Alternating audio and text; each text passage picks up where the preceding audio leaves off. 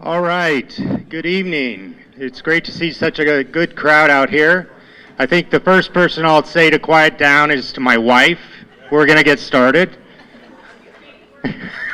Yeah. All right, well, welcome to the County Commissioner Commission Forum. This is sponsored by the Chehalem Valley Chamber of Commerce. Primarily our Government Affairs Committee is who's put this together. It's co-sponsored with the Newburgh City Club and the George Fox University Civility Project. So those are the three groups that have put this forum together for you. We're pleased to have in position 3, Mary Starrett and Doris Towery here. And in position 1, Kit Johnston, Bob Luto, Beth Wachowski, and Harry Noah. We invited all the candidates, I should tell you. These are the people that were kind enough to join us. So the way the forum is going to work is we'll allow each of the candidates to make an opening statement so they can tell about themselves and kind of their background and why they think that positions them well to be a county commissioner. Then we have a series of questions that the three groups have selected. And so we won't have any questions from the audience. It'll only be questions that we've selected. And we'll start with each question with a new candidate starting it off. We'll just be running down the row. So that's essentially how this is going to work. Brian Doyle's up front here, and he is a timekeeper. He's going to show them a 30-second timer, and then a time's out timer, and then I'm the one who uses the hook. And so if someone goes over their time, I'm the one that's going to stop them. We are going to have members of each of the three groups ask the questions that we've selected. So we're going to, without further ado, get started, and we'll start with Mary Starrett for her opening statement. Thank you, John. What's that? Yes, 90 seconds. No, I'm sorry. This is a minute. The questions are 90 seconds, and the opening and closing are a minute. Thanks, John. I appreciate everybody being here. My name is Mary Starrett, two-term Yamhill County Commissioner, and my background is in television. My most important areas of focus have been child welfare. As a foster child mentor and advocate, I worked at a hybrid of state and county child welfare reform. Representative Noble got that bill before the legislature or before there was a hearing, and apparently the powers that be do not want to give up any control over child welfare. I think that what happens in Salem doesn't stay in Salem, and the legislative priorities can sometimes have an enormous impact on the counties. Today we found that out at touring DCI, where there was a devastating fire, and looking at the state land use regulations, we realized that we are up against a behemoth when it comes to trying to get them back in action. So my perspective has always been no sacred cows, and the county residents come first. Thank you. All right, Ms. Towery. Good evening. Thank you all for being here. My name is Doris Towery. I live in McMinnville for the last 5 years, have been here in Oregon for 22 years. I am a wife, a mom, and a proud Rotarian for the last 25 years. I'm the kid of a steel worker and was the first in my family to earn a college degree. I became a newspaper publisher at 28 and have been blessed to work for a number of incredible nonprofits in executive level positions, United Way, Hearing and Speech, the Willamette Valley Cancer Foundation, and I've worked on lots of community projects and community collaborations. I served on the Lane Transit District Board for 6 years, 2 as the board president, and was able to advocate to bring millions of dollars back to our community there to do quality transportation and infrastructure projects for Lane County. So I think we have great opportunity for us to work more collaboratively with our cities and to be able to have a stronger vision for the future of Yamhill County. All right, Ms. Wachowski. This mic hasn't been tested. Okay, I think we're good. I'm Beth Wachowski. I'm the current mayor of Dayton, a position I've held for about 8 years with 14 on the council. I'm a fourth-generation resident of Yamhill County, raising the fifth. I have 3 young daughters who I really want to set a great example for, which is part of my approach to running for this office. I'm running because I feel really well prepared, both with my experience and my education. I'm a career educator. I teach high school. I teach government and economics. I've worked on lots of infrastructure projects, lots of community projects for the city of Dayton, spending lots of outside dollars, which is part of my timing now. I see right now as a huge opportunity for Yamhill County with major infrastructure dollars, with major public project funding that we just really can't pass by. So I'm hoping I can go after some of that, build public-private partnerships to do some workforce development with our schools, and really get the county working well with the supported staff. Thank you. All right, Mr. Johnston. Thank you. My name's Kit Johnston. I've been in Yamhill County for over 30 years. Before that, I grew up in St. Paul, right across the river. So I've been in Oregon all my life. I'm a 5th-generation farmer. I started my first business when I was 14 with my siblings, taking care of 40 acres of boysenberries. Right now, currently, I have a nursery that I operate. We harvest a little over 3 million apple rootstocks every single year. You know, I'm running for this job to, you know, protect our property rights, and we need to promote our small and local businesses, and we need to really start protecting our land and our resources. So that's why I felt like it was important for me to do this job, and thank you. All right, Mr. Noah. Hi, I'm Harry Noah. What I have to offer for this candidacy is 30 years of having to meet a payroll every 2 weeks, which allows me to really understand fiscal responsibility.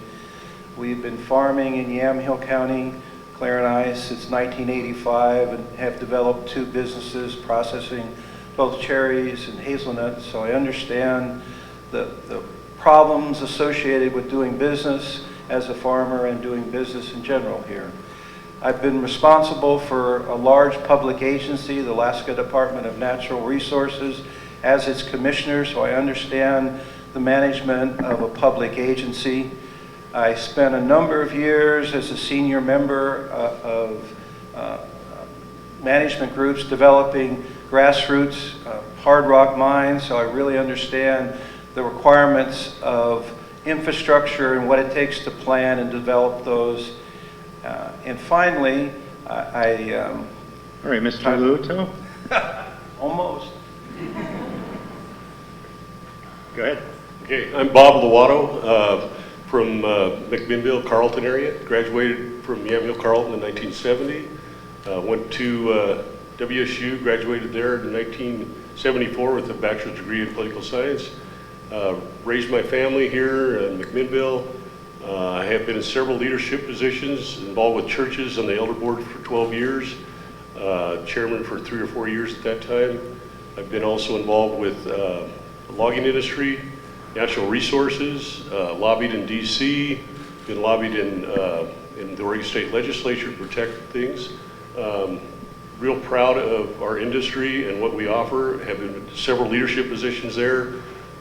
President of Associated Oregon Loggers, President of American Loggers Council, and on the Sustainable Forestry Board. So I've had a lot of experience, that's why I'm doing it. And I think I can do the county a good job. I'm excited about where the county's headed. Thank you. All right, first up from the chamber is Alex Bryan. Hi, can you describe what a county commissioner does and what qualifications or past experiences will best support your success as county commissioner?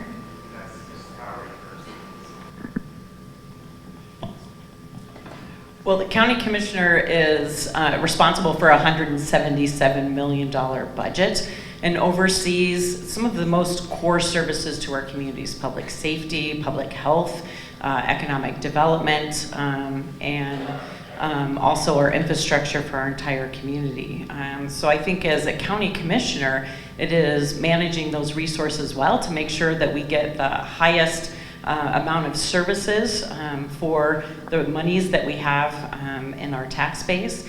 It is also really important that we're working with our city partners, that we're reaching out and really seeing a vision that incorporates the plans that they have in place, and that we're building a vision together for the entire county of how we create a circumstance where we can all thrive as citizens in Yamhill County. I also think it's really important that we're listening to very diverse perspectives and making sure that we're building a large inclusive table of different voices from different backgrounds so that we can get to the best solutions for our community, and looking for where the opportunities are for us to do that and to work together in a very collaborative and respectful way in our communities. Nope. On to Mr. Noah. Or I'm sorry, Ms. Wojciechowski. Sorry about that. So yeah, we're just going to go down the line. Sorry, we'll figure out the format and it'll be smoother on the next question. So I really feel like Doris obviously answered the question very well for what the job of a commissioner is. You know, I would add that I think it's incredibly important to be able to be an effective listener, so that you are hearing all those diverse voices that were mentioned, but that you're able to find that common ground, and to also make the tough decisions when that common ground doesn't exist. It's usually there, but sometimes you just have to make hard choices. That's something I've been doing in Dayton for a long time. Listening to lots of folks, making decisions, and moving forward from there the best possible way. I think that, you know, an important part of being a county commissioner is also to look ahead. I think commissioners need to be forward-thinking and need to be making long-term plans, taking out an inventory. You know, you talked about the budget. That's certainly a really critical tool for that planning. We have 400 miles of paved roads, 300 gravel, and 133 bridges, I think, at last count, and a lot of them are in a state of some level of disrepair. So, you know, looking at all of our resources, all of our needs, and trying to come up with long-term plans with prioritized orders can really help guide processes and make sure that the most critical needs are met first. And in terms of, you know, how I have my experience leading up to that's really what a mayor does, and it's what I've been doing for most of my adult life. And if you look at some of the master plans that we have for the city of Dayton, I think you can see that work come through. All right, on to Mr. Johnston. Thank you. Yeah, so besides the budgeting and heads of department that you would oversee, you know, the most important, the second biggest department would be Health and Human Services, and there's a lot of programs there that we need to support. You know, that program's, you know, one of the largest of the county. It's almost $48 million of the county's budget. So there needs to be a lot of interaction there, open lines of communication. The other thing is land use. I'm on the Planning Commission, Yamhill County Planning Commission, and a lot of stuff comes through for zoning, you know, whether it's a winery that wants to, you know, put up a winery and sell their wine on their vineyard out in the farm ground. So a lot of that stuff comes through as conditional use. And the other thing is, you know, being responsible with the county's budget, far as like the trail that we have been fighting here for the last, I mean, it's been going on for 10 years, and we need to make sure that the channels are open and the communication is straightforward with, you know, whether you're for or against a trail, and make sure we don't waste our hard-earned money on stuff that probably won't, you know, end up coming to fruition. So that's Still working? Again, I think people have identified what a commissioner does in their day job, basically. The county staff, from my estimation, does a pretty good job. It's lean right now, but it does a good job. I think for a commissioner coming in right now, the opportunity to go after the federal infrastructure funds is the most significant thing that can occur. And being able to put together a program for those funds actually to be obtained and implemented. It's easy to sit here and wave your arms about what we ought to do, and this ought to happen and that ought to happen. but somebody's got to get the rubber on the road to actually make it happen. And I think in the short term, in the next couple of years for a Yamhill County Commissioner, the chance to work with the cities to upgrade their facilities, to really have people sit down and see what we can do, dream a little bit about what can be done, and then take those plans and put them into a workable project and then figure out how to implement them. So. My turn. A county commissioner is in charge of the taxpayers' dollars to the county, and to me that is one of the most important things we can do. I believe that right now that we've got a fairly conservative board of commissioners on there. I have the experience. I've been a payroll for 45 years in this county. I had hundreds of people work for me, and I would be there for the people and for the people of the county. We've got a lot of county workers that work here. I think the two-way street of openness has to be with the commissioner and the county workers. Without them helping us, we can't do much.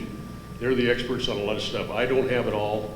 I know when I was in business, I counted on a lot of good people to help me, and that's important. Now, as far as the roads go, I've been all over the county in roads. I've got log trucks.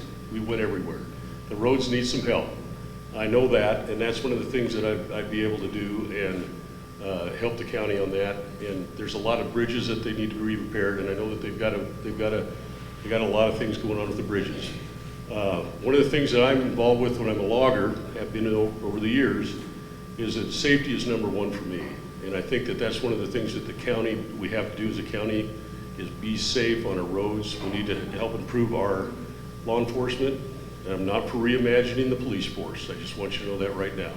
So that's where I'm at. Got any questions? I'll take them. All right, Ms. Starrett? Thank you. You know, the county form of government is the oldest form of government in the country. And what's interesting about it is that when you look at that initial format for government, we saw that the reason it was instituted, it was because it was so flexible and nimble and so close to the people. We know at the federal level and at the state level, we might not be able to get the response that we'd like because there's just way too much of it and it's growing all the time.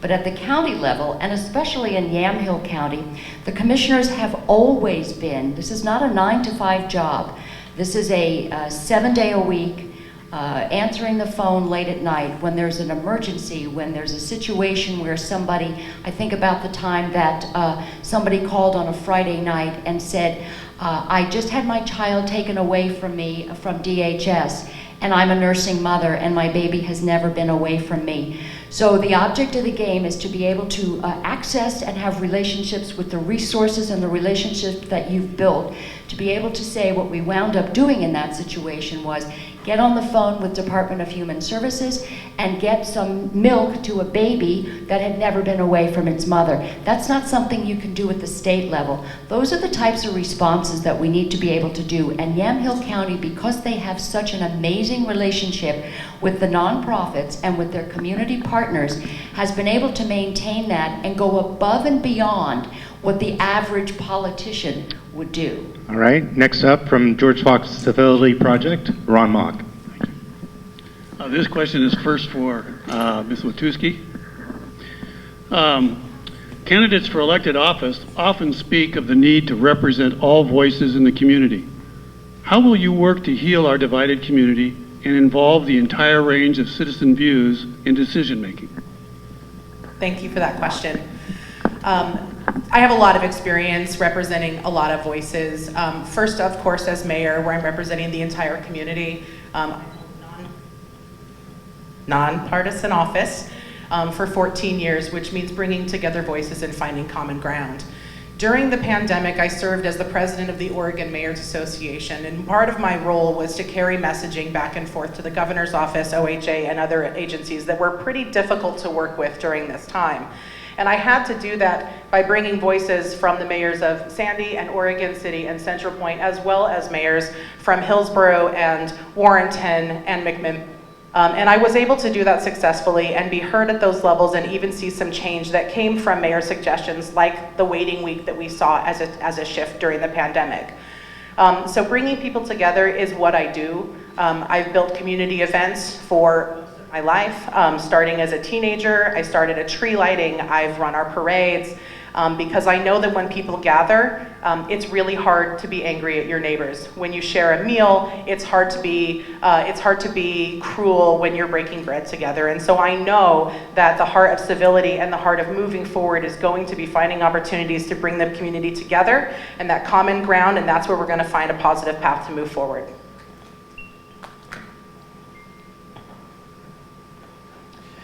Yeah, so the biggest thing about bringing people together for me, it flat comes down to communication. I mean, we have to have open lines of communication. You know, for me, I've given a lot to my community, and people, you know, can appreciate, you know, just, you know, helping out. You know, somebody's stuck beside the road and they need a jump, you just get out and you give them a jump. It doesn't matter who they are or what, and if you can just have an open line of communication and willing to engage with somebody, I think that will help a lot. You know, as I go around and ask questions to people, some people want to engage with me, some don't. Some ask you, well, you red or blue? And to me, that doesn't matter. You have to have that line of communication, and it starts from both sides.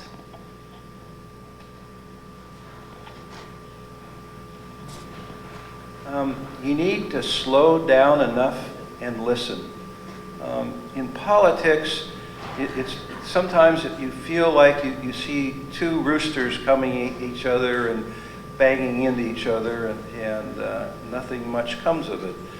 You couldn't survive in business the way people treat each other in politics. So if you can just slow down and listen to what people are saying as a first step, and then be willing to allow good ideas to be other people's ideas. Let them take credit for it. It's this credit game that really destroys a lot of good things in politics. So I could talk a whole bunch more, but those fundamental things, if you're willing to do those, then you can start to knit people together to resolve issues. Well, excuse me, the divisiveness is one of the reasons I came into the campaign. I lived here for all my life, and I saw a lot of things being ripped and tore apart. I didn't like that, and I thought that I could do better to help the people of the county, and that's why I'm here. I have no illusions that it's going to be simple. I don't think it is, but I'm going to sit down with people on both sides and try to figure that out with them and be there for them. That's what it's about. You have to be together as a group of people and get together and do what's right for Yamhill County. Now, that's not always going to be easy, but we have to sit down together. I've been able to do that in different positions I've been in. I've been involved with environmental groups. I've been involved with union groups. I've been involved with industry.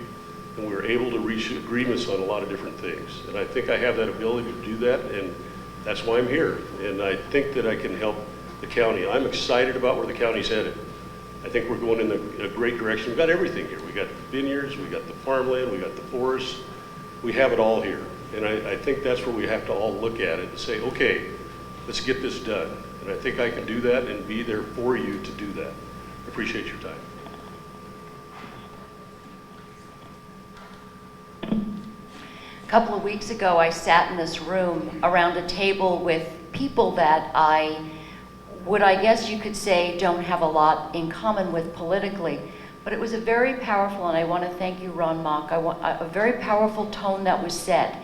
It was a tone that said, all of the people in this room might not agree on politics or about policies, but we can agree on one thing. We all care about this county. And I have no doubt that the people who I disagree with the most, I don't think they don't care about the county. I think that we just have a different perspective. So I sat around that table, and at one point, I was praying with people who had expressly stated opposition to things I stood for. But you know what? At that one moment, it stopped. And we all made a commitment, and I thought, I wish everybody in this county could have been in the room at that time, because we all came away with a very, very basic understanding of the fact that nothing's going to change by throwing stones at each other. So what I'd like to say is that collaboration has its place, and this county is got a culture all its own. It leans into helping other people. That might be the farm culture, where if somebody has a need, you jump in and you try to fix it. And I've seen that work across the political spectrum, that no matter what is going on, think about the wildfires, think about what was going on at our fairgrounds, when people came there because they had nowhere else to go, and we were there for them. Ms. Towery?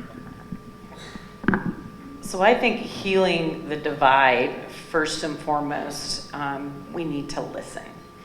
And for folks to feel heard with what their concerns are. The baseline of any quality conversation in a community is making sure that all of those perspectives are at the table and folks have the opportunity to voice where their concerns are and their hurts and the trauma that they may be bringing with, and to feel heard. And then to be able to have the hard conversation to find where there might be some common ground that we work from. As a community, county-wide, we do lean into each other. This is a place where we care about our neighbors, and we roll up our sleeves, and we help people be successful, and we are kind to each other, and we care about each other, and making sure that we all have the opportunities to be successful. And those conversations are hard. I think there are opportunities, having sat and done community-wide collaborations when two hospitals were suing each other and we're trying to find access to community health care for folks who didn't have access at that point.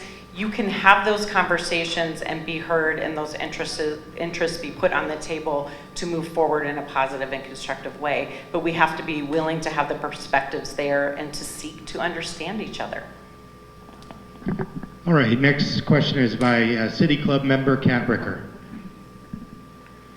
What do you view as the most critical issue facing our county, and what is your proposed solution? Let's begin with Kit Johnston. Thank you. I think transportation is going to be our biggest issue going forward. I know we need to get the bypass finished. They're working on phase 2 right now. As soon as that does get finished, it'll relieve some of the issues going on the back roads like Bell Road, Hendricks Road, Highway 240. The problem's only going to get worse because McMinnville just did an overlay between the hospital and the old Evergreen campus. And there's going to be an innovation center built out there along with some, commercial retail. So it's going to start drawing more traffic in. Even their small cities, Yamhill, Carlton, Lafayette, Dayton, they're all growing rapidly. McMinnville, they're growing out into their urban growth boundary, and it's just flat out it's gonna be traffic. We gotta start looking at that infrastructure and making sure we have the proper roads, make sure everything's safe, and that's what I got. I think the biggest opportunity is the chance to fix a lot of the infrastructure issues that we have. I think it's really important that the cities and the county come together and come up with very specific projects and then have a way to implement them. But I think the issue beyond that we all need to start dealing with collectively is homelessness. It is something that in the long term it's growing. It's something that in Oregon that it's a significant problem. And you can't just say, I don't know what to do. We can't do anything. There are going to be significantly more homeless now than there were before the pandemic started. And I think it's something that the county really needs to start considering and taking a lead on to a greater extent than it is right now. Yeah, I think the couple of main problems, I think Kit touched on it, are the roads. We've got a huge population coming into the county. We're going to have to repair those. That's going to be a multi-millions of dollars spent on that. That's going to take time. One of the other problems we have is where we're going to put everybody. You see all the houses going up, everybody's coming here. Whether they're coming out of Portland, coming out of California, Idaho, wherever they're coming from, they're coming. We've been discovered. Wine country is great. Everybody loves us. So I think we have that. That's one of the big problems. The urban growth boundaries are going to have to be really looked at. That's going to affect farmers. That's going to affect a lot of different people. So it's going to be, to me, that's one of the huge things that's going to be looked at. Yeah, the roads are going to have to be looked at, but that's not the big one. It's where we're going to put everybody. And I really think that's where it's going. And one of the things, you know, Harry touched on the homeless problem. One of the things I'd like to see done, and we haven't done that here, we don't have many redemption centers for cans and bottles. I'm telling you right now, the stores are plugged up. They don't know what to do with it all, and it hurts the homeless. I'd rather give them a hand up on that end of it, try to help them with themselves and work that. I think that's something we really have to look at as a county, where we're going to put these bottles and cans. You talk to the store owners, they don't know what to do with it. If they sell it, they got to take it in, and it is a lot of time. So those are the major things I see. Thank you.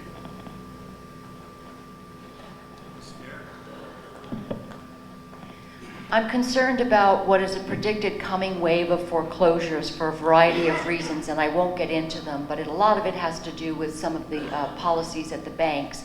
I'm concerned about how that is going to impact not only our residents, but also the resources that the county relies on from property taxes.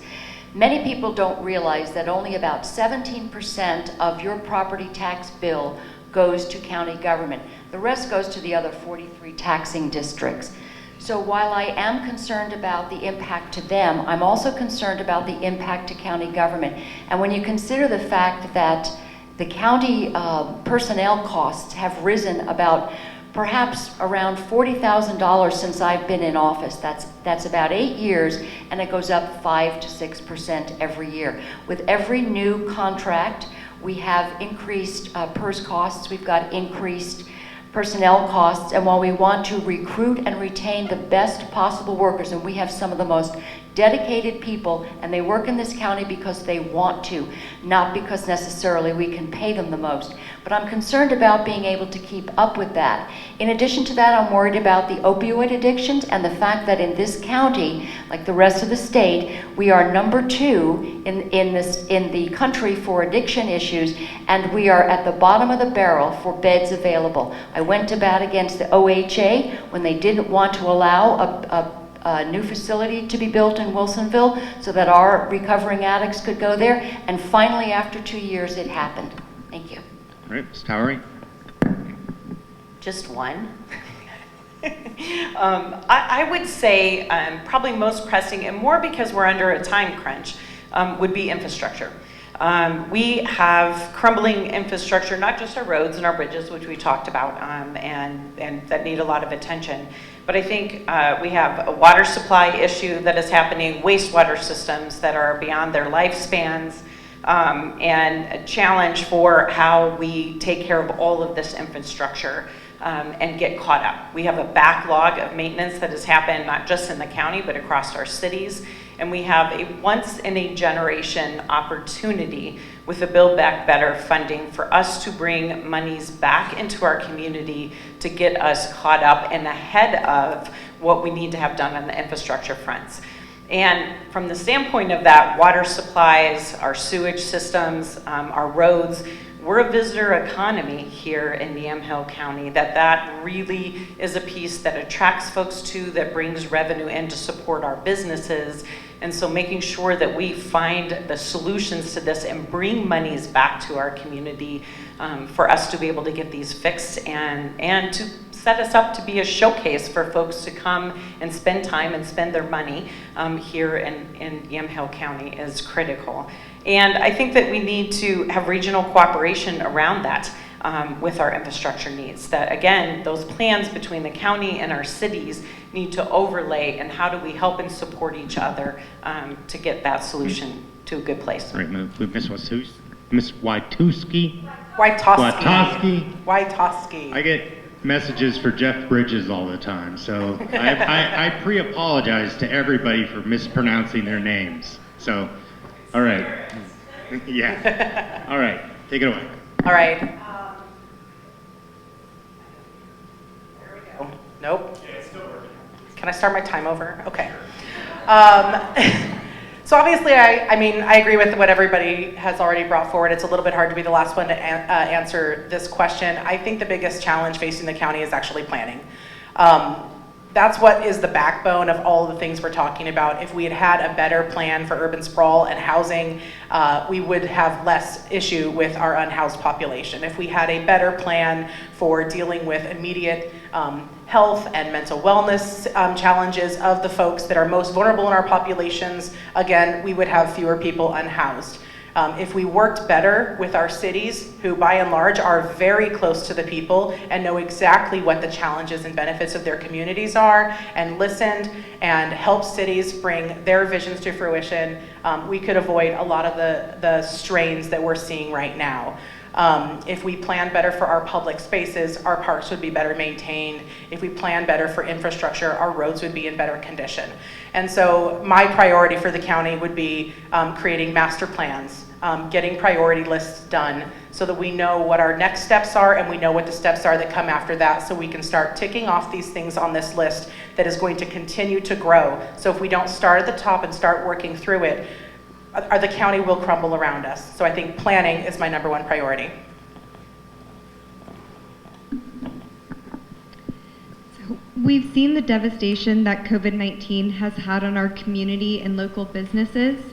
How will you support the recovery effort and help foster a strong local business economy? And the first one's for Harry Noah.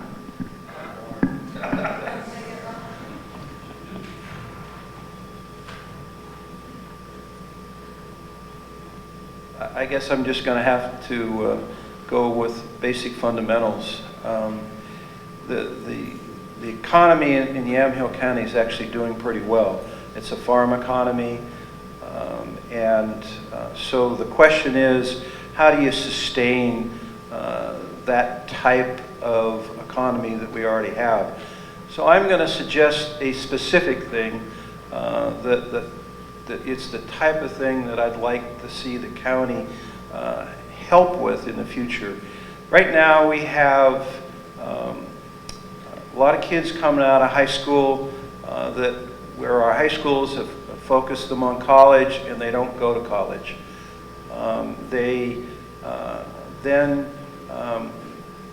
Basically what we're doing is telling them that they failed. So if you've been in the farming business or if you've been in food processing, you know that there's a whole generation of millwrights and fabricators that aren't there anymore. So what would be really nice if we could put together a public-private partnership where we included the growers who brought their equipment in to get fixed, where we hired a whole group of old pros to teach these kids how to fix that equipment, to have those kids come to work at 7, and okay. All right. I'll try it sometime later. Well, you know, it's been tough on some small businesses in the county since the pandemic, and I know everybody here is aware of that. As far as solutions, I think we just have to look at some basic things. Number one, we need to give some tax incentives if we can, and that has to come from the cities, it has to come from the county. Those are very simple.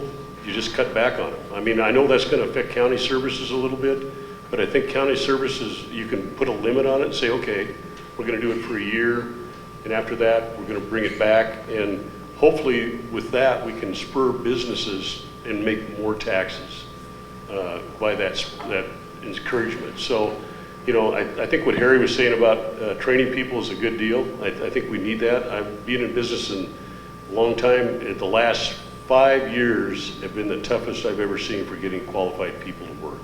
It's been just horrendous. And I know that as a businessman, I know that as a lot of you people are out there, it's just really tough. And there's no simple answer to it, but we have to figure it out. And I know that comes from the high schools, it comes from the colleges. Programs like Harry was talking about are part of it, but I think we also need other things. I'm not sure what those are, but I think we need to get our people involved. And the pandemic's changed a lot of things, I know that. But we have to try to get back together and do something together on this thing. I mean, a lot of people came out of this pandemic angry, and I don't know what happened, but you know, we've got to start going forward. Thank you. I'll be honest, the state's COVID policies have been disastrous in our communities. Our children have decompensated. Folks who were recovering addicts wound up relapsing. People had to die alone in hospitals because of the policies instituted in Salem. And it was really hard to watch this. We watched our businesses close down, just in Newburgh.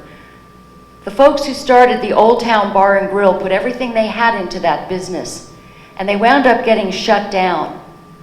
And then when we told the county, hey, ease up on these folks, don't be visiting them every week with another citation.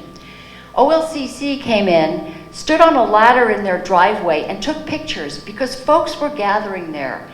It was the only place where people could go and feel comfortable and feel welcome, and they stayed open. And then OSHA came in. And then OLCC looked on Facebook to see who was going in there and were they open. When that kind of stuff happens, and when you have OLCC sitting outside of a restaurant in McMinnville counting how many people are going in, that is government overreach. And we at the county have pushed back and will continue to push back because it is not incumbent upon the state to take away the absolute ability to make a living and for people to stay healthy and sane. And we watched that really, really horrible stuff happen in the last 2 years. So I worked on the front lines in healthcare, working with cancer patients for the last 2 years. And I have to say that we were, regularly on a daily basis changing protocol, which all of our businesses were facing. But I have to say I was very proud that we were able to keep our staff safe and keep them from getting infected and to keep our patients safe in those circumstances. I think our businesses have done Herculean efforts to make sure that they're keeping their own staff safe. I mean, we've had several businesses in McMinnville that closed because staff was infected. And they couldn't staff their businesses. So I think as we look to come out of this, we have to look at where our opportunities are to support our business community, look at creative ways where we might approach how we support them. McMinnville was a great example. We closed down our 3rd Street on Thursday, Friday, and through Sunday, and allowed our businesses to expand outside and again brought our community together. Some of the businesses probably doubled the amount of people that they would be able to serve because they had that outdoor space. So I think we have to look for those kinds of opportunities that are helping support our businesses to bring people in, bring our community together, but keep ourselves safe, keep staff safe, because that's a huge concern that I hear from business owners throughout our community, and for visitors to feel safe when they come in here as well. I got one. Well, it's a little less hypothetical for me, so I'll tell you what I did do. In Dayton, we immediately started investing in our businesses. So when we got CARES dollars that we were encouraged to use in a variety of ways, we poured all of them immediately back into our businesses, every dollar. We didn't spend it on the city, we didn't spend it on our programming. Instead, we developed an urban program where we reduced people's utility bills if they were willing to shop in our local stores, including those that were forced to close, online orders, porch pickups. But we got those folks money. After that, we developed Dayton Dollars, where we sent cash value certificates to anybody who even claimed they'd been negatively affected by the pandemic. People who were laid off, people who lost their child care, people who lost family members, but people who were struggling. And if we're being honest, everybody was affected by the pandemic, so everybody qualified for those dollars, and we tried to get them out the door as quickly as we could. We stood up program after program to try to support our small businesses. At the county level, I think that economic development needs to continue. We don't need to reinvent the wheel. We have a great resource in SEDCOR. They do fantastic work. They bring in tens of millions of dollars into our county.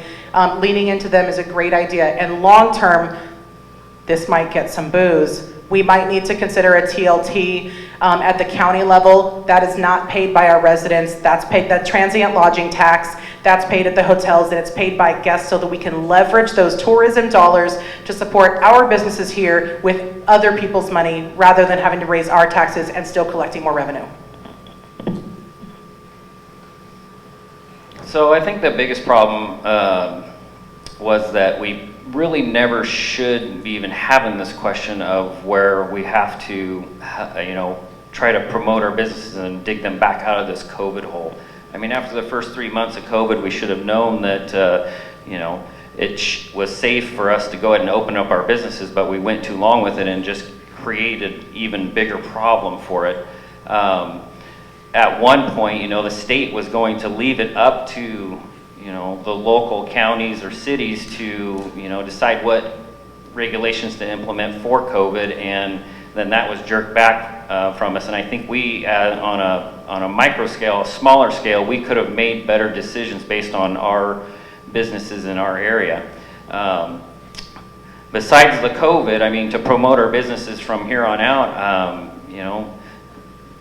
Beth brought up SEDCOR, but there's also McMinnville Economic Development Partnership, and they're planning on an innovation center between the hospital and the old Evergreen campus there, and that's going to help out startup businesses. If there's an expensive piece of equipment, they'll have 3D printers in the basement, and so they can rent those at a low cost to get, a prototype build or something like that. There'll be a, middle floor to the building where if you're a small business and you can't afford rent for a building, you can go in there and use their cubicle, or you need a conference room, you go rent the conference room to have your conference. And I think, All right, Mr. that's Noah? a good way to support our company.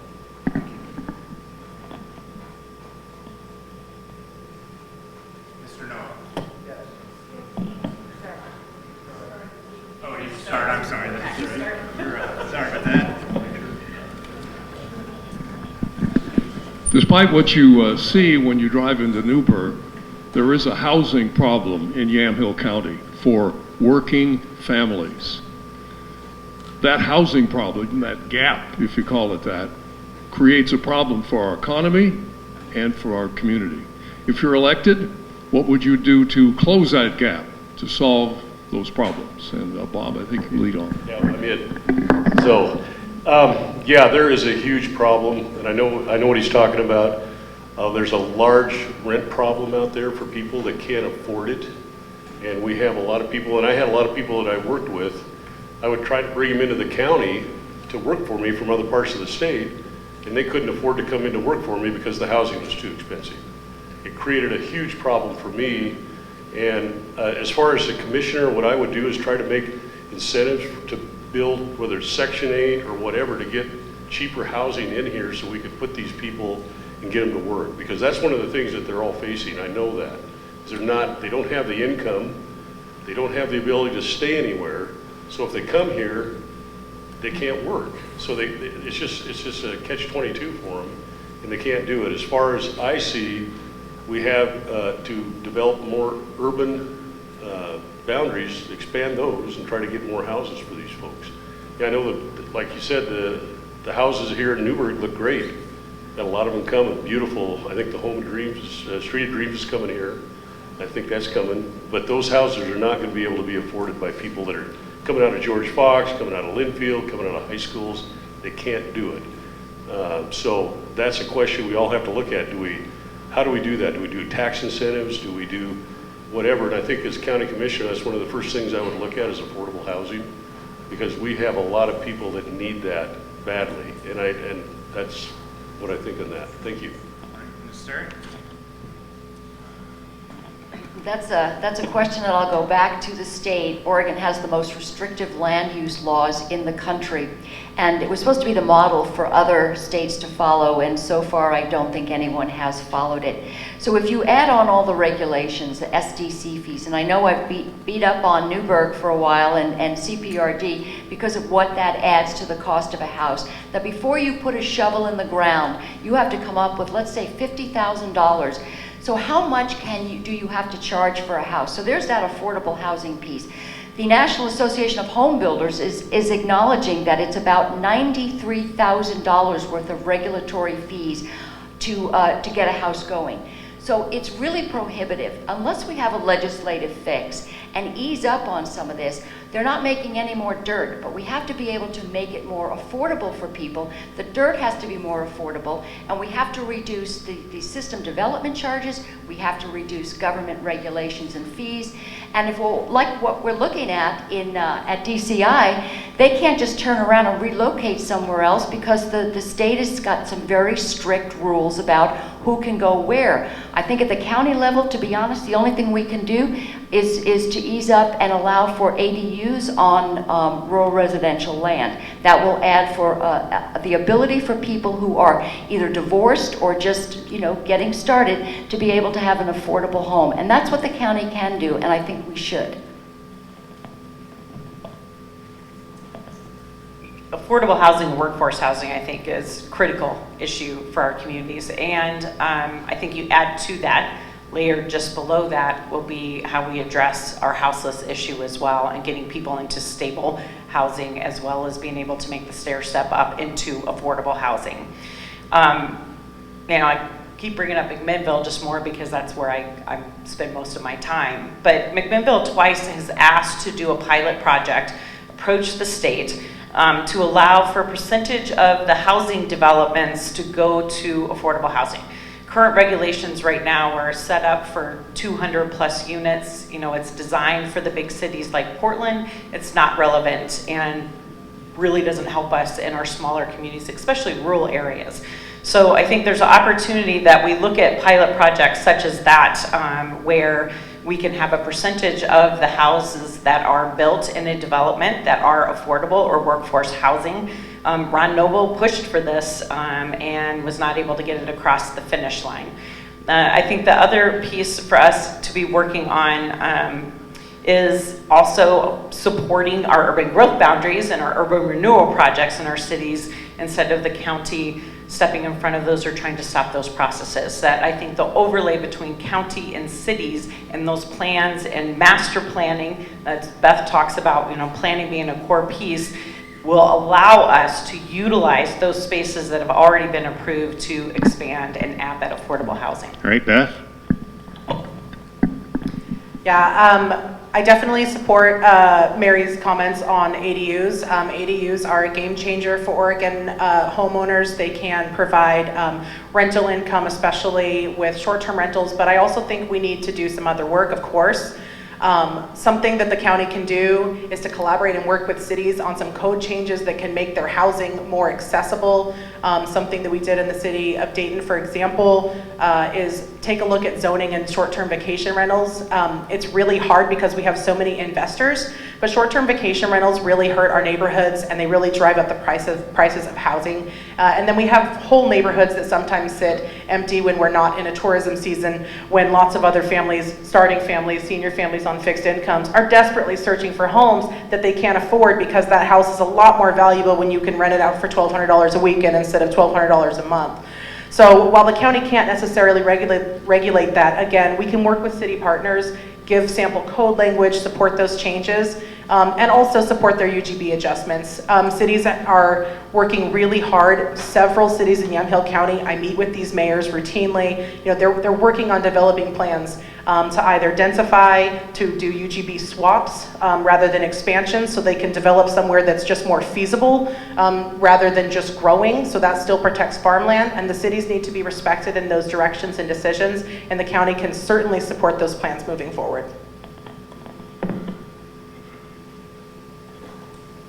So for me, how I'm affected by this because during the winter times I have 52 employees that work for me, and it's harder and harder to find and retain these employees. And so for us on a farm, we can do employee housing. So this is kind of one solution. I know it's specific, but we can do employee housing for our employees as long as they work for us 6 months out of the year.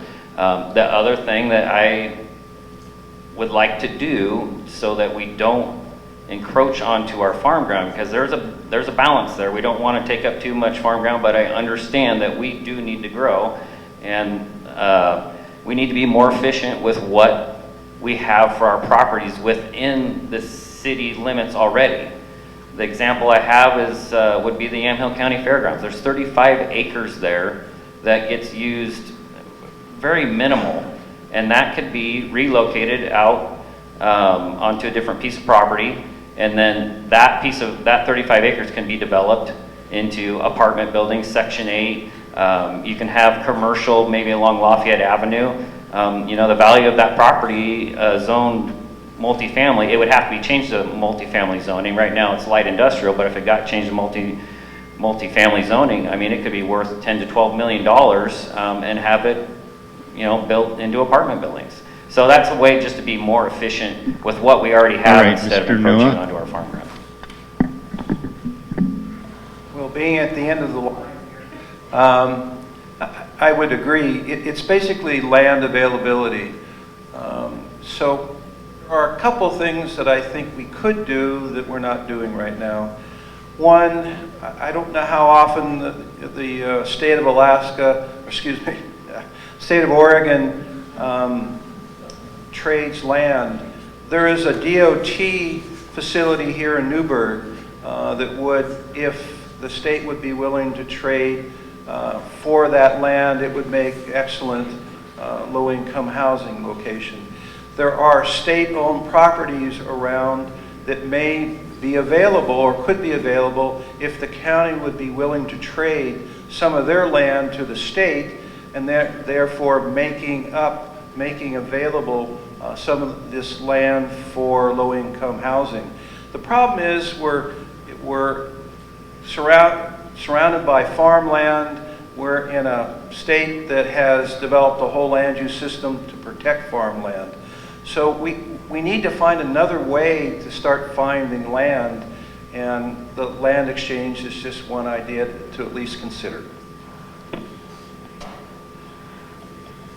All right. This question will start with you, Ms. Starrett. Describe a time in which your thinking about an important public issue was changed because of your interactions with someone you disagreed with. That's a really good one. I remember when we had a very contentious land use situation come before the county, and that had to do with a cannabis processing plant up on Chehalem Mountain. And I remember thinking immediately, well, absolutely no way. The dangers are very patent and they're clear, and they've been demonstrated that when you have a processing facility such as that, it is not something you want in a rural residential area. So of course I thought to myself, this is something that we would have to say no to. But then again, when I looked at some of the basic rules around these types of land use decisions and heard what our parameters were, I came to the decision that I might not like it, I might not want it to be there, but when I heard what we could do and what we couldn't do, I had to come to the conclusion that the only fair thing is not to do what I wanted or what I would have preferred, and this has been a number of times in land use situations. I don't like it, I don't like the way it looks, I don't like how it's going to affect the neighboring properties, but you have to come to the point where you say, what does the law allow, and then follow that. And so I did change my mind, and I said, we've got to follow it, even though it was something that I really felt I personally would not have chosen to do.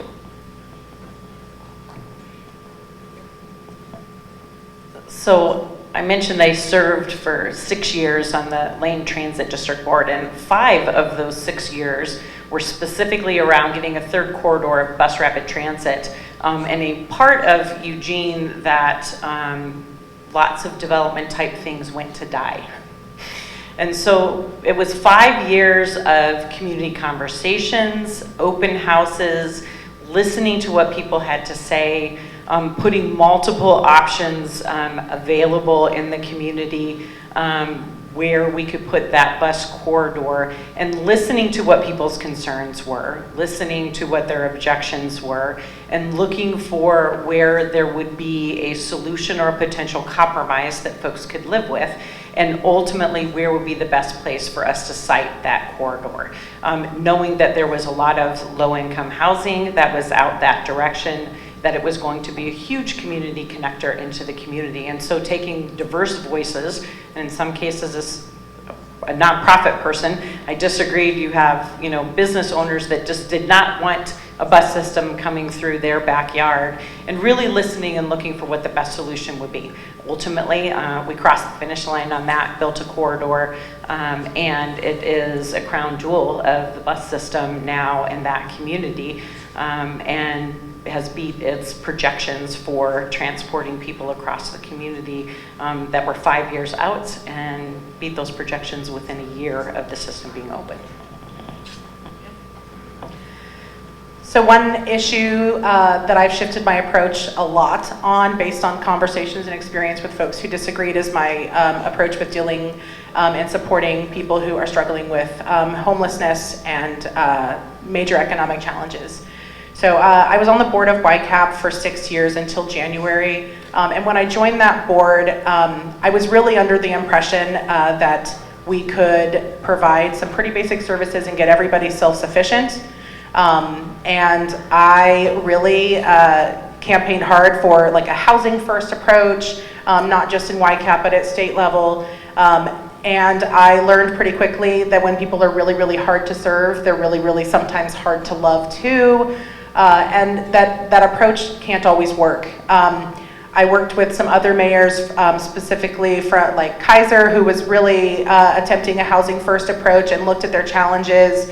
And when I heard from colleagues around the state, I realized I was off. We don't need a housing first approach, we need a shelter first approach. So first we have to get people somewhere safe. We can't just put them into apartments. Sometimes they need to have case management, they need to be in higher density facilities with supervision. And I also had to accept the fact that some people will require support for their entire lives. Which was something I was entirely uncomfortable with when I started in that service role. So my approach to housing and understanding the struggles of people and the supports and also the economic benefit, it is far more expensive to treat people if there's issues than it is to keep them safe. Mr. Johnston. Mine would be the Yamhill West Sider Trail. On the outside, it seemed okay, but when you actually had a conversation with the people that are directly affected with that and how that whole situation came down, it definitely changed my mind on that. There needed to be more communication up front. There needed to be more information about the long-term goals of that trail. Ultimately, right out of the gate, there was money spent on the trail that, you know, it never should have happened because the county knew that they could not pass the, land use study for the farmers, the farm impact study, and that they knew the land use was, they needed conditional use to have a trail. That would be my biggest example of my mind being changed on something after talking to somebody. I mean, those farmers were up in arms, and they were, you know, alerted at the 11th hour that there was going to be a trail coming through, and then that's when they started fighting back, and it wasn't right. They weren't notified, and the county did not go through the right protocols to have that trail there. And you know, and it's not, I'm not assuming anything either. I mean, I know one of the farmers that borders almost 50% of that trail's right away, and to this day nobody from the county has ever come talk to him. And I know, I mean, the farmers. All right, Mr. Noah. I'm going to agree with Beth on something. I come from a background of either when I initially working in the woods and then in hard rock mining, and from a place where everybody had to make their own way. And I worked with a land trust for a couple of years, and really came to the conclusion that homelessness and the problems of mental health are much greater and much more complex than I had understood.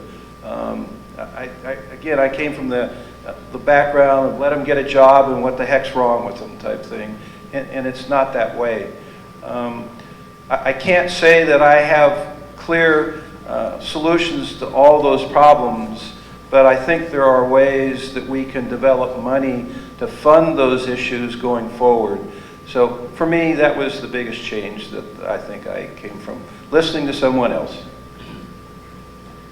Well, for me, coming from the natural resource end of it, and going from the 70s when I was working my way through college in the woods, starting a family business, the biggest changes I've seen is how we manage our forests and how we manage our streams, how we manage our land.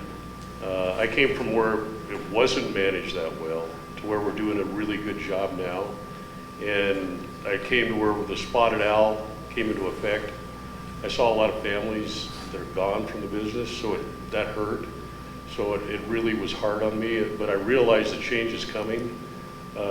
We've changed again. We just passed a law in the state legislature that's going to basically take away about 10% of harvestable timber from private landowners to protect the streams. They buffer the non-fish-bearing streams. They buffer the non-streams that don't run water except in the wintertime. I've seen a lot of changes, and not all of them are good, but I've had to learn to live with them and work with them. And I think that's something that gives me that flexibility to be a commissioner, because I'm willing to look at all options, and I will do that. And that's one of the things I think we have to look at in this county, where we can help each other. And if we don't do that, we're going to be stuck in the same place we are now, divided. We have to change.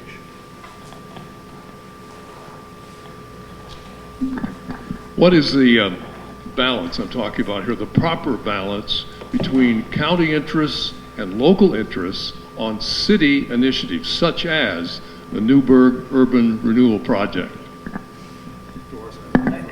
You're looking at me, so I'm assuming I think that's where there's opportunity for growth for us, because the cities have jurisdiction to make these decisions, but there is an opportunity for being good partners and collaborative efforts and visioning for the county to be a part of that and support our city's efforts. I think that's where the county has an opportunity to be more proactive and participating in those decisions, and so how do we support those decisions so that we can grow our community and have the opportunities for attracting more businesses in, industrial lands and expansion of that for our communities, as well as our housing developments. I know McMinnville worked, it was a 20-year process to get the expansion of the urban growth boundary there.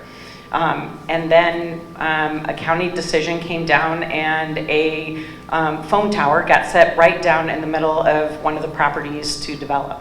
I know it was a 6-year process for the city of Newburgh to put through an urban renewal, and I know how complex and how many community conversations and open houses were a part of that.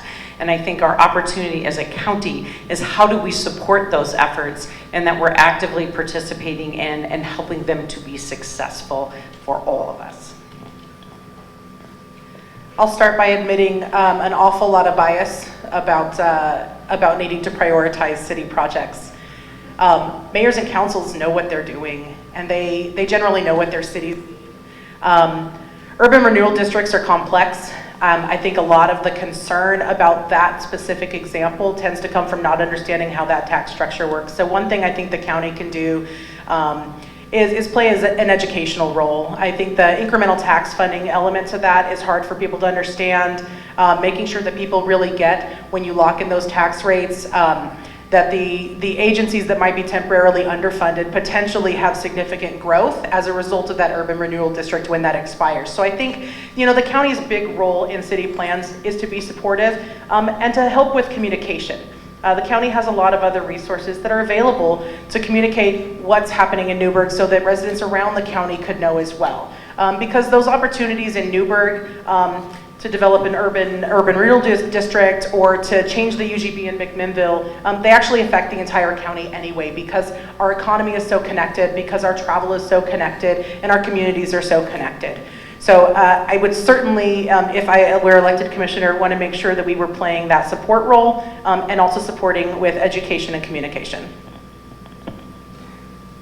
Yeah, so the Newburgh Urban Renewal District is, over a 30-year period, it's probably going to cost the county about $30 million in tax dollars from the tax freeze. The position from the county, if I was there, there's part of that down by the waterfront that is county-owned property. Ultimately, I would put it to a vote to the citizens and let them decide what they want to do. Because there's going to be underlying issues with your school district taxing and your Tualatin Valley Fire taxing also. When they've locked those rates and they end up developing those properties up, they're going to end up losing out, and they're still going to have to spend money on infrastructure and fire trucks to be able to service those areas. School district, there's going to be a heavier burden with, kids going to the schools and whatever, and that tax is frozen in that area. So ultimately, it needs to go up for a vote to the citizens, let the citizens decide. Well, on this issue, if I were a commissioner, I would be all in trying to figure out how to get that site up and working. You've got a brownfields project where you're recycling land basically from an area that at one time supported a lot of jobs. Allowing those people to come back and take those jobs in that area again would make sense to me. There's infrastructure needs that are going to be required to develop that site. I think the county ought to help the city do that. You've got industrial land that can be developed where you don't have to rip up other farmland. To me, this is just sort of a no-brainer. The county should do everything it can to help develop that site. And it needs to the county needs to look at things as to what's best for the whole county, not just this tax dollar or that tax dollar. These are all residents of this county. And I really believe that that's how a commissioner ought to be looking at opportunities like this. Well, I've been traveling all over the county here just recently, and talking to a lot of different cities and whatnot. And one of the hardest things, I think, for people is to realize where the city stops and where the county begins. It's really sometimes more complicated than people think. I mean, some things in Sheridan looks like it's a county problem. It's not, it's a city problem. But I think being a county commissioner means that we have to close those gaps. And I agree with Harry here that, the sites over here, the old Smurfett Mill, we need to try to help if we can to get people's jobs back and get that going again. That's just one example, and I'm 100% for that. How the county can do that, we can try to ease the laws. We can try to go to the state and say, hey, we need some help to get this going, because it's going to cost a lot of money to do that. That's not going to be a simple project. It's going to take years.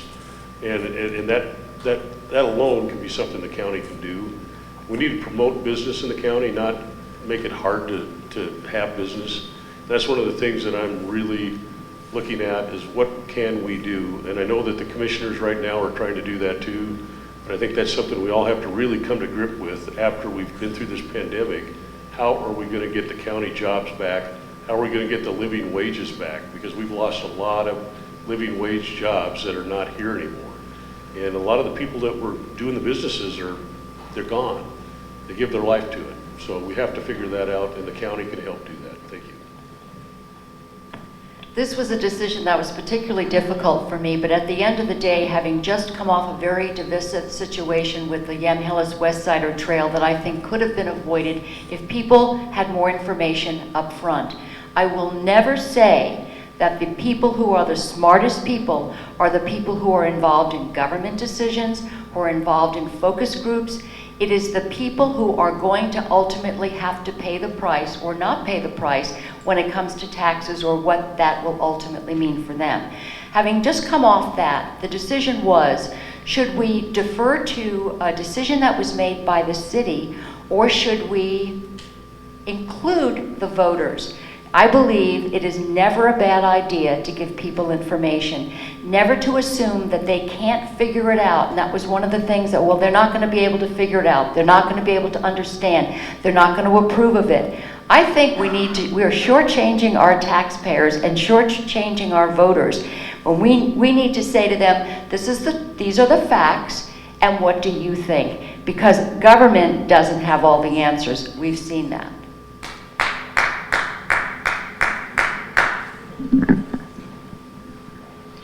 And our final question this evening: when your term ends, if it is deemed successful, what will you have accomplished? Beth.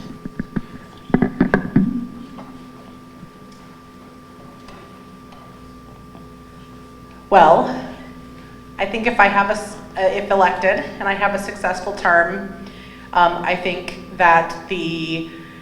we'll see some park improvements. I think we'll see some infrastructure improvements. I think we will be celebrating getting some federal grant dollars to develop other infrastructure. I think our local cities will be working collaboratively and collectively. And I think our county staff will be really confident in their positions moving forward, knowing that their decisions and advice have been respected and valued.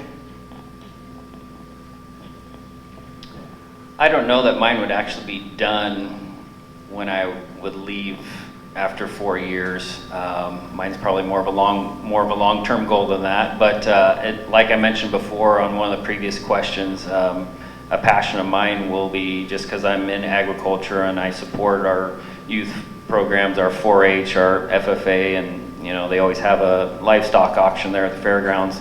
That fairgrounds is so underutilized. There could be so much more going on there. The buildings are to the point where they're dilapidated and they need to be upgraded.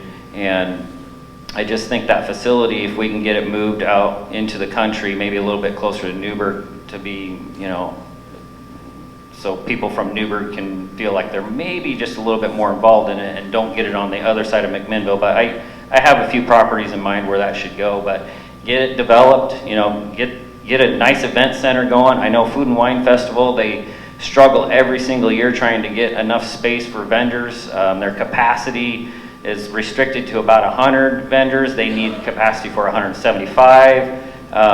The arena could be bigger. My mom uses the arena during the wintertime. It's not big enough to do competition barrel races, but they go over to Canby and Molalla. Well, we should have that here.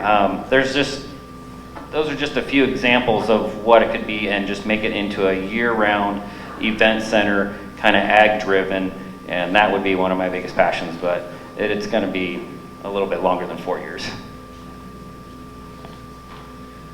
I would see it as a success if this Hatfield and McCoy thing that is going on now can calm down a little bit. If I could help with that, I would see that as a success. If we could put some systems in place where the county could go after projects and there be a way to obtain the money, complete the projects, but in a way that we don't grow county government, but get the job done by using contractors. I'd really like to see a lot of concrete be fixed and water systems in place and that type of thing. And finally, I would see it as a success if we could get a handle on this homelessness issue, and there can be a long-term program in place to deal with that, because it's not something that's just 1 year or the next.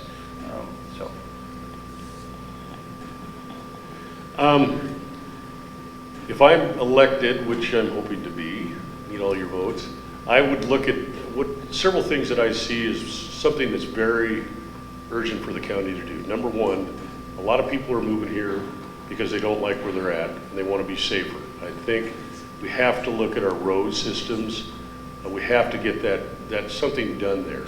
We have to look, number two is, I think we have to look at our urban development, where we're going to put all these people. We've got a beautiful place here, but if it's going to get overrun with people and we're not prepared for them, we're going to have a lot more problems than what we can handle. And I think that's one of the two things I would, safety, public safety with the roads. Where are we going to put everybody? Another thing is, I want everybody to feel safe out there, because that's why they're coming here. They're not feeling safe. A lot of these places are not safe right now. People need to feel better about where they're living. And that's one of the three things that I would do. And the other thing is that I'm like Harry, I have a heart for the homeless. There's no easy solution to that. Like Mary said, we have a huge opioid problem, mental health problem. I don't know what the answers are. A lot of experts have been looking at this. I would be willing to listen to some of the experts and see what we can do. There's no easy solution, obviously. I do know that we can create jobs here in the county that will help that. We have people coming here to live. We can't find a house for them. They end up on the streets. That's what happens. So we've got to do something better than what we're doing. Thank you. Well, I would consider it a success if the things I've been working on actually came to completion, and we're there, almost there, but we're not quite there. And what I would say is the most important thing that is facing our county is what is happening to our children. My idea of success would be that no child goes into foster care from Yamhill County, that no child winds up in our jail or in juvenile detention. And those are the kinds of programs we're working on right now. The other initiatives I would work on is that anybody who is seeking to recover from an addiction is not told, we won't have a bed for you for 6 months. Because an addict alone is an addict who is on their way to committing suicide. We need to protect our addicts from the no-bed syndrome in this state, and I think we can do it in this county. The other thing that I would consider a success is the drop-in center in McMinnville that would mirror what we have at Youth Outreach in Newburgh. Because once we can take our at-risk kids and keep them from winding up, visiting juvenile detention, or even worse, we're going to be able to go a long way in saying that we have been successful. That and the foreclosure avoidance project that we've been working on, and we've gone a long way in helping folks who are at risk of foreclosure winding up being able to either hang on to their houses or find options for housing after that. I would say first and foremost, if it was a successful term, at the end of that we would have gone out and advocated for and brought back our fair share of dollars for infrastructure throughout the county. That we would build the regional cooperation that is needed for us to address these problems and to support our cities and communities throughout Yamhill County. As a part of those dollars coming back, that we would see an expansion of our transit system so that folks that are in our workforce would have the opportunities and access to get to and from more easily in our community, and those who don't have the capacity to have a vehicle would have access to be connected throughout our community. I would also expect that we would be making significant dent in our work around getting our houseless residents in our community into stable housing, and supporting the project and seeing our Compass project, which we've been working on for years as a navigation system to get folks interconnected to the system and support them as we're trying to get them into that housing and stabilized, that we would have that on its feet and successfully helping to get folks in homes and to be stabilized and living their dreams. All right, as indicated, that was your last question. We're going to have a minute for each of you to share a final thought, and we'll start with Mr. Johnston.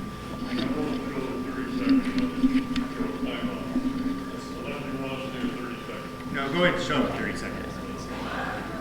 Thank you. Yeah, so and in closing for me, you know, my biggest goals are going to be open communication. You know, it's just, I've seen a couple projects come down that because the communication breakdown, it's cost the county money, and I don't like seeing that. We need, you know, to support our sheriff's department and keep our roads safe, and ultimately I'm dedicated to this. I have the time, I have the support from my family to you know, do this, and I'm well aware that this job is going to be, you know, long days, weekends, and nights, and I'm ready for it. And I appreciate your vote. Thank you. I'm going to do something a little different here, and I've always wanted to do this, so you'll bear with me. On Friday, it's Claire's and my 41st wedding anniversary, and today is her birthday. Raise your hand, Claire.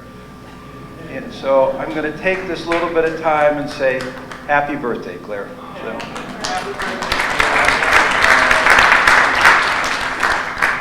Thanks, quick, Harry. You did good. Yeah, I am really excited for the county. I'm excited to be a commissioner here. Been here all my life. I'm doing it because I want the county to be better. I think we can do that together. The divisiveness, it'll eventually take care of itself. I think if I'm there, I'm going to try to listen to everybody, try to get everybody together, see what we can do to make it better. I think that's the main thing we have to look at as county and as people. What can we do to make Yamhill County better? And that's just something that I will bring to the table. I've done a lot of this over the years, had experience in leadership. I do have some common sense, believe it or not. Some people said you're crazy to try to run this thing, but I'm here. So thank you for having me here. Thank you for everything that you've been able to put on the chamber and everything. And I would like your vote. Thank you. You know, I've been in Yamhill County for 30 years, but I've lived in 8 counties, including Multnomah and Clackamas. And that's why I moved to Yamhill County. There's a difference here. Not only do we have the collaboration of our nonprofits and our faith-based groups, but we have a culture in this county that does reach out and does help. What I'd like to do is to continue to stay along the lines of a fiscally restrained county. I've seen other counties that have had to cut major services because they overspent or they were not fiscally responsible at a time when they were flush. So when things were bad, they didn't have the money. I think we need to wean ourselves off. I will disagree with the majority of the people here, disagree in that we need to wean ourselves off grants, because what government gives, government holds conditions on. And when government takes it away, we are left with what we thought was going to shore up our services. So we need to get away from that concept of we're going to continue to look for grant money, because believe it or not, if you look at the ARPA funding, that's a 63-page conditional paper that I don't know how many people have actually read.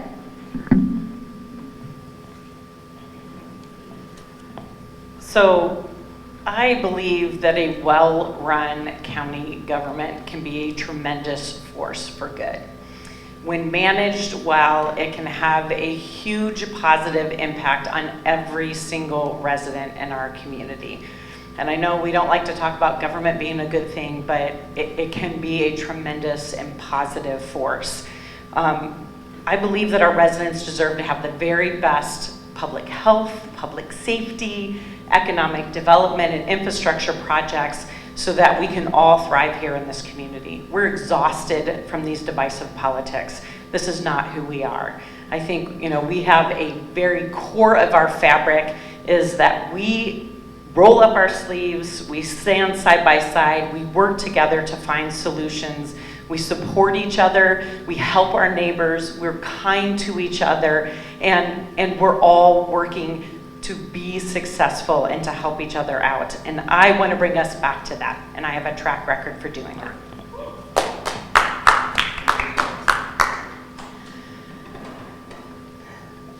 I really, I want to make clear that I'm running for this office from a place of love. I love Yamhill County. I left, pursued education, and when I started my adult life, I brought my husband back, and we are raising our family here entirely by choice because we love it here. We have incredible assets. Our county is breathtakingly beautiful. Driving through the farmland is incredible, and yes, it needs to be preserved. Driving and visiting our parks is incredible, and they need to be improved. I want the county to be somewhere that my children are very proud to call home someday, and that's why I'm running today. I also want to make clear that my experience in nonpartisan politics brings something different to the commission. I'm very used to bringing voices together and bridging those gaps, and that's exactly what I hope to do for the county, to move everyone forward, because we are going to be, and we always have been, better together. All right, y'all can applaud all of them.